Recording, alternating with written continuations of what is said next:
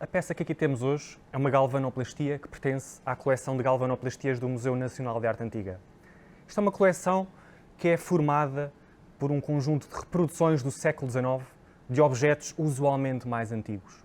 Neste caso, reproduz um corno de beber, um drinking horn, atualmente na coleção do Kunsthistorisches Museum de Viena. Uma galvanoplastia, podemos dizer, em primeiro lugar, que tanto é um processo como o objeto que dele resulta. É um processo de natureza eletroquímica que surge por volta de 1840, um pouco antes, e que vai permitir a reprodução muito precisa, muito detalhada de um outro objeto através de moldes. Portanto, um objeto usualmente poderá ser uma escultura, uma peça de ourivesaria, uma medalha, etc. Portanto, o que acontece, basicamente, é tendo uma tina ou um tanque onde está suspenso o molde ou os moldes de um determinado objeto que queremos reproduzir e está também suspenso uma barra de cobre, imaginemos. Todos esses elementos estão no tanque com o sulfato de cobre e o ácido sulfúrico, portanto uma solução aquosa química, e estando ligado a uma corrente elétrica vai fazer com que haja um processo de eletrodeposição. A barra de cobre vai-se começar a depositar partícula por partícula no molde. E, portanto, passado algumas horas, vamos conseguir obter o positivo do negativo. Se o molde é um negativo já do objeto original, estas chapas rígidas em cobre voltam a ser o positivo. E é a partir destas chapas que conseguimos construir estas reproduções que chamamos de galvanoplastias e que tanto êxito tiveram, sobretudo na segunda metade do século XIX. E os museus no século XIX, sobretudo a partir do exemplo do Victorian and Albert Museum de Londres, que abre as suas portas em 1852, vão ter muito interesse nas reproduções de obras de arte no geral. Reproduções que tanto poderiam ser em galvanoplastia, como poderiam ser em gesso, como poderiam ser também reproduções fotográficas, reproduções de obras de arte. Estes museus, nesta época, vão ter uma componente muito forte que está ligada com a formação e com o ensino das classes operárias, digamos assim, que estavam ligadas às indústrias artísticas.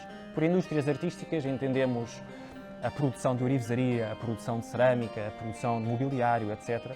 Portanto, havia um propósito ou uma missão muito ligada àquilo que é formar, digamos assim, o gosto, formar visual e esteticamente todos aqueles que estão envolvidos na produção destes objetos de cerâmica, de ourivesaria no século XIX, a partir precisamente dos modelos do passado. E, de facto, se os modelos tanto poderiam ser objetos originais, digamos assim, objetos históricos, as reproduções vão também servir perfeitamente para esse fim. Aliás, era uma forma mais fácil, mais rápida e eficaz dos museus, das escolas de ensino artístico, ensino industrial, academias de belas artes, terem acesso a objetos que normalmente não estavam disponíveis. Objetos que pertenciam a coleções reais, a igrejas, a coleções particulares, ou objetos que pertenciam a museus do outro lado do mundo, por exemplo. Portanto, esta é também uma das grandes possibilidades das reproduções, contribuir também para os estudos artísticos, para os estudos históricos. Como há pouco referi, esta galvanoplastia da coleção do Museu de Arte Antiga, este objeto do século XIX, reproduz um outro mais antigo, do século XVI, atualmente na coleção do Kunsthistorisches Museum de Viena. É interessante também reparar que o objeto original parte de um corno que é executado em tartaruga, portanto um material super precioso para aquela época, para o século XVI. É muito provavelmente proveniente do Gujarat, portanto do norte da Índia, onde terá servido ou de corno de caça ou enquanto polvorim, portanto um depósito para pólvora. Tendo esse corno em tartaruga chegado à Europa, terá recebido uma montagem em prata dourada em forma de dragão.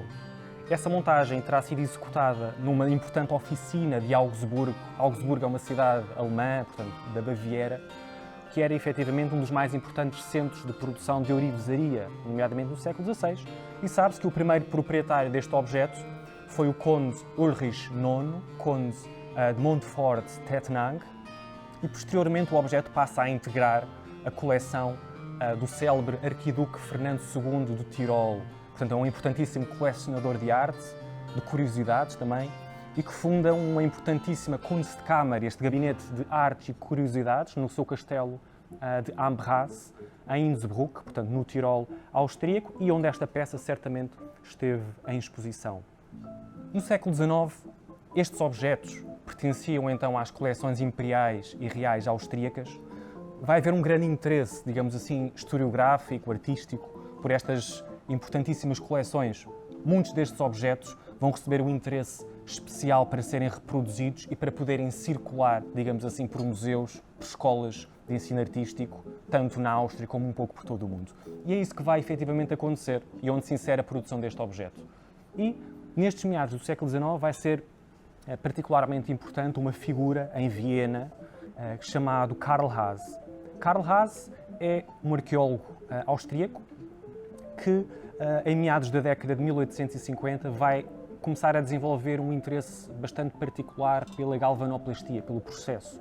Vai fazer uma viagem a Paris, onde esse interesse vai começar a crescer. A partir daí vai desenvolver algumas experiências, ensaios, etc., que vão culminar na fundação do Instituto de Galvanoplastia Karl Haas e companhia, na cidade austríaca de Graz. Isto em 1860. 5 anos depois, Karl Haas e a sua oficina mudam-se para Viena, portanto, essa capital imperial. Se Karl Haas, em cerca de 1865, no seu catálogo de peças que tinha disponíveis para venda, temos cerca de 15 peças, possivelmente, 10 anos depois, o catálogo de vendas de Karl Haas é muito maior, tem cerca de 100. Saltando de Viena para Lisboa, o negociante e banqueiro Henri Bournet faz uma proposta à Academia de Belas Artes de Lisboa para a venda de uma coleção de 70 galvanoplastias que ele diz serem provenientes de Viena e nada mais refere. A Academia de Belas Artes de Lisboa é uma das instituições antecessoras do Museu Nacional de Arte Antiga. Uma parte significativa da coleção do museu provém, de facto, daquilo que é a atividade colecionística da Academia de Belas Artes de Lisboa. Esta galvanoplastia, que reproduz o corno de beber, encontra-se integrado neste conjunto de 70 peças que são compradas em 1875. Nada nos diz documentalmente que estas peças que vieram para Lisboa, incluindo esta, que aqui temos à nossa frente, nada nos diz que foi produzida por Karl Haas, mas tudo aponta para isso. De facto, em primeiro lugar, há outros museus que têm galvanoplastias muito parecidas, praticamente similares a esta. Em segundo lugar, o catálogo de vendas de Karl Haas é muito similar à fatura que Henri Bournet envia para a Academia de Belas Artes de Lisboa. O objeto do século XVI parte de uma pré-existência, que é um corno formado em tartaruga, e que depois recebeu uma montagem em prata dourada. Esse corno vai receber uma montagem em forma, digamos assim, de um dragão. Um dragão com o pescoço virado, com um ar quase que agressivo para o espectador. Um dragão que tem umas patas de grifo sobre uma tartaruga. Portanto, há todo um universo de elementos marinhos, digamos assim. A tartaruga surge também numa base oval, onde se encontram, de certa forma, desenhados ondas, seres marinhos fantásticos, alguns barcos, etc. Será curioso também reparar que sobre o dragão está montado uma espécie de sátiro marinho, portanto uma criatura híbrida com um corpo humano, com chifres, mas em vez de ter as tradicionais patas de bode, tem uma espécie de um corpo de um animal marinho, um animal fantástico. Esta figura que aqui se encontra ostenta um brasão que teria as armas do primeiro proprietário do objeto original do século XVI, o já referido Conde Ulrich IX. No objeto original do século XVI, muito possivelmente, sairia da boca do dragão, ou estaria fixo na boca do dragão, aquilo que se designava por língua de víbora, que na realidade seria dentes de tubarão fossilizados e que nesta época tinham uma componente apotropaica muito forte, ou seja, acreditava-se que tinha propriedades capazes de identificar e neutralizar venenos. Possivelmente, e aqui é uma situação mais hipotética, digamos assim, sairia também das narinas do dragão pequenos ramos de coral vermelho, que também tinha algumas características quase apotropaicas também, neste século XVI. É também um material raro, exótico, e neste contexto do objeto, para além de dar uma beleza especial pela cor avermelhada que daria nesta zona do rosto do dragão, que pode também permitir perceber aquela ideia do fogo que sai das narinas e da boca do dragão.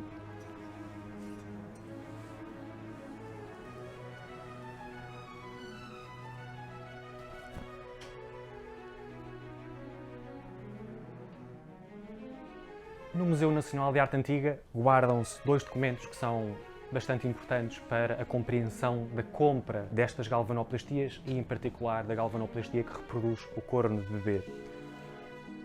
Temos a referida fatura da compra dos objetos em 1875 e, por outro lado, temos também um catálogo de Karl Haas de cerca de 1882. Se consultarmos quer um, quer outro documento e verificarmos o número 53 desta listagem, vamos verificar que encontramos, então, o nosso corno de bebê no catálogo de Karl Haas em alemão, Trinkohren, e na fatura em francês, Corne à boire.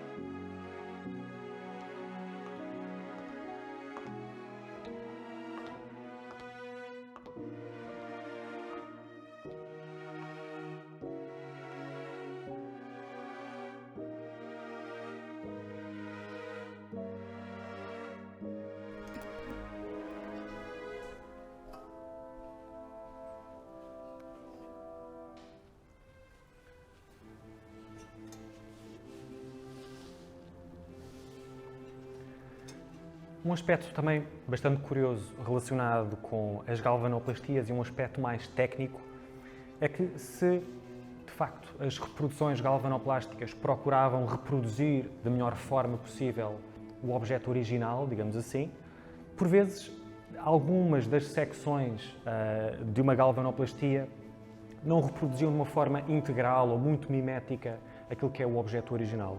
Neste caso, na reprodução do corno de bebê, vemos que, se o original é um corno realizado em tartaruga, na galvanoplastia, esse elemento em forma de corno foi simplesmente executado manualmente, através de uma técnica tradicional ou normal de execução de peças em cristal ou em vidro. Contudo, há situações em que as reproduções eram muito miméticas, muito fiéis ao objeto original. No caso desta taça coberta ou desta copa coberta, é muito curioso porque, basicamente, todo o objeto original foi reproduzido de uma forma muito mimética. Portanto, todo o objeto foi feito em cobre, através da técnica da galvanoplastia, e esta secção central da copa, em que no objeto original é executado através de uma noz de coco, na galvanoplastia replicou-se essa materialidade da noz do coco através da criação de uma patina castanhada. Um outro aspecto também diz respeito a um elemento que por vezes nos ajuda a identificar o que é uma galvanoplastia, se este objeto é uma galvanoplastia, se não é, porque nem sempre é fácil de se perceber. Como neste caso, em que na parte de baixo da base vemos uma textura algo granulada, digamos assim, uma espécie de uma areia fina, digamos assim, que faz parte do tal processo de eletrodeposição. São as partículas de cobre que aqui se fixaram de uma forma pontual, partícula por partícula, e essas partículas é aquilo que se vai verificar no reverso de muitas das galvanoplastias. Ao olharmos para estes objetos nos dias de hoje, para estas coleções de galvanoplastias ou de reproduções no geral, somos levados a crer e a concluir que, de facto, são objetos que têm uma importância crucial naquilo que são os museus da segunda metade do século XIX. No início do século XX começa a haver um certo descrédito ou desinteresse por este tipo de objetos, não é? Começa a haver um interesse muito forte, sobretudo no objeto único, no objeto original, no suposto autêntico. No caso do Museu de Arte Antiga, estas coleções encontram-se nas reservas, há uma dinâmica de revalorizar e, de facto, é impressionante. Eu acho que basta verificar como é que estes objetos eram executados, todo o processo eletroquímico e a união tão forte que houve entre arte e ciência no século XIX para nos fazer ganhar um entusiasmo e um fascínio por este tipo de objetos, nomeadamente numa altura em que falamos tanto em digitalização de coleções dos museus, em reproduções 3D, quando na realidade é uma tecnologia com cerca de 150 anos.